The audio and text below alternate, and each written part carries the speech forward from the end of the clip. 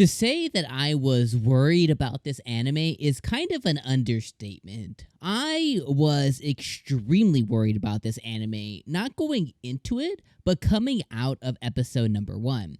If you guys were here for my review of episode 1 last week, then you already know all of this. I'll repeat just a little bit of it. But if you do already know, hey, that's kind of, you guys know exactly what's up. But essentially, during my review last week's episode, I was utterly just like crushed. Like, I was really looking forward to this anime because I had seen the trailer, I had read the synopsis, I had been watching this, kind of tracking it on my anime list, and it sounded completely and really, really like compelling, and I really liked the idea of it.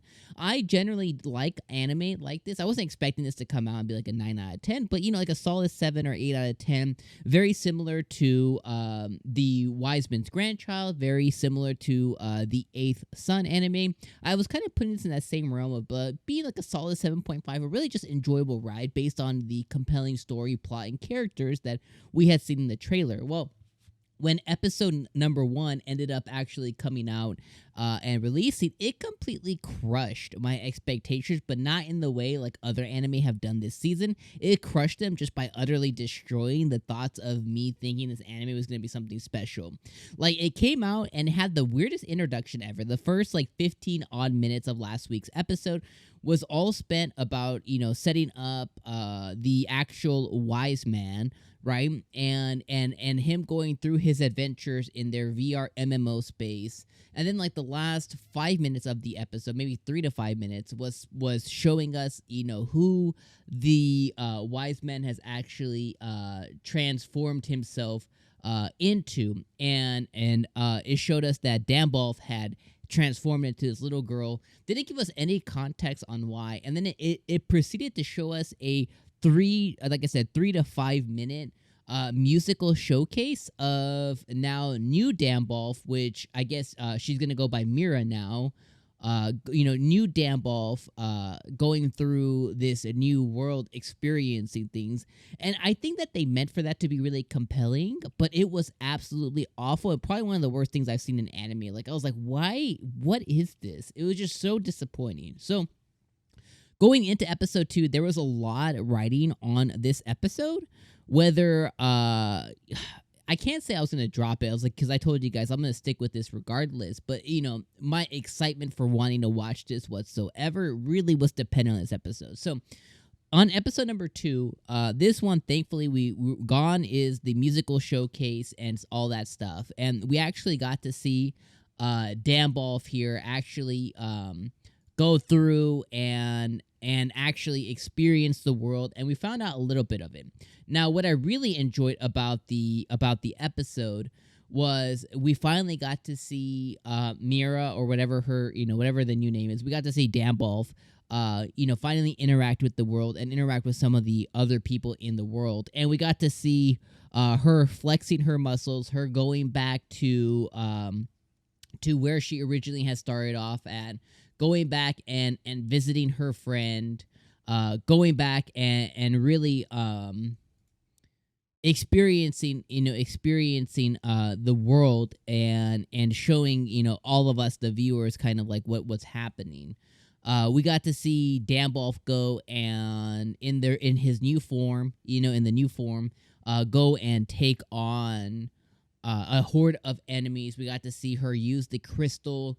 We got to see her summon a demon beast. We got to see her take on a demon beast. We got to see her interact with the NPCs who had severely changed in this world.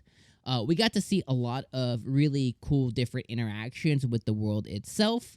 So I would say overall, like, this episode was it was enjoyable, and I thought it was a lot better than episode number 1 was. Like, it immensely better.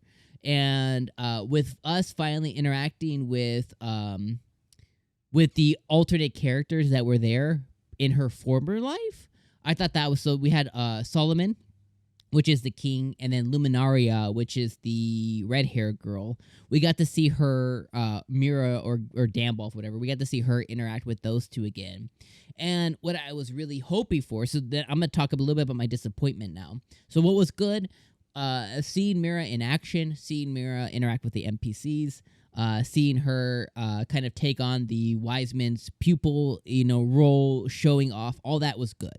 What was bad about the episode, though, but was it's a minor gripe, but it's a minor major gripe. What was bad about the episode is the fact that we didn't learn anything about why she's really here. So we found out that 30 years ago, Solomon, I guess, was transported to this world as well. I guess there was a mass transportation of people who were players who are now living. It's really unclear.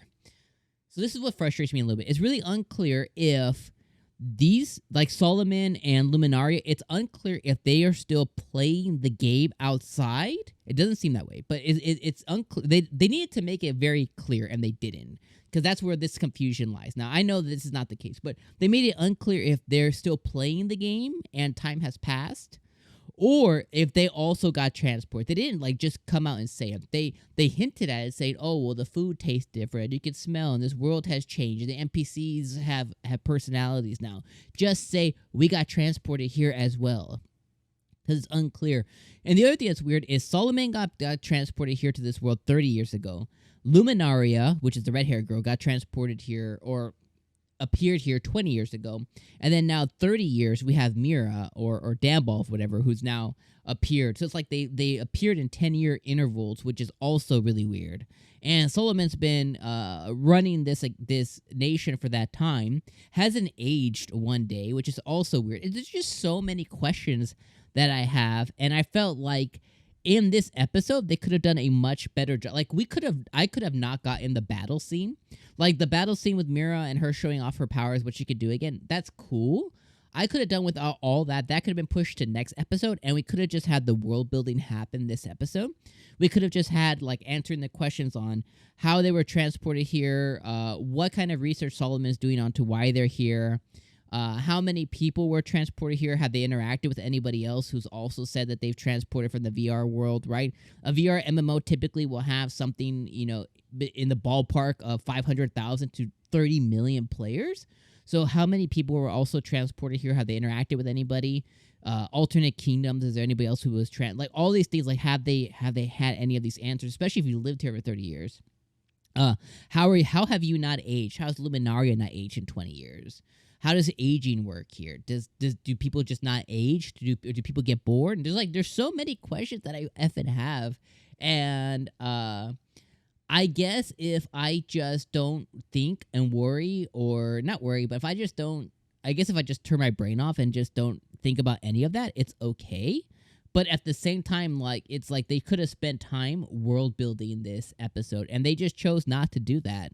Will they do that going forward? Maybe, but I just feel like they're just gonna be like, "Oh, this is what happened. Now we're just gonna continue moving forward."